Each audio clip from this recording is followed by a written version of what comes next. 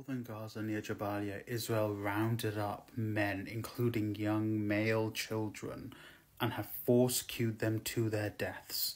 They took these men, these boys, stripped them from their families and forced them to queue up and then march to a hole where they seemingly killed them.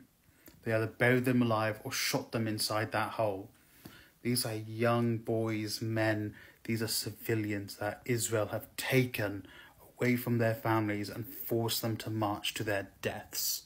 All my life, I have been shown that men of colour, their lives are expendable.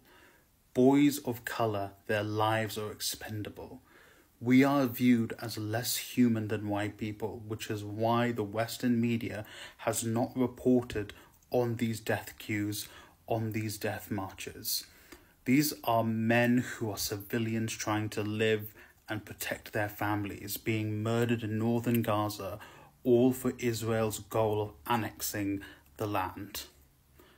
These people were pulled away from their families, from their loved ones, from their wives, their sisters, their mothers in some cases, and they were going to be marched to be murdered by Israeli forces, and Western leaders are still saying, we support Israel. We are okay with Israel doing this.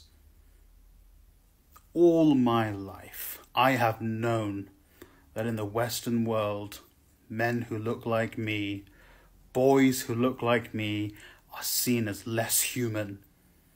And this is exactly that playing out. Those Palestinian men and boys are being marched to their death, and the world doesn't care because they're brown men and they're brown boys and they are seen as less human.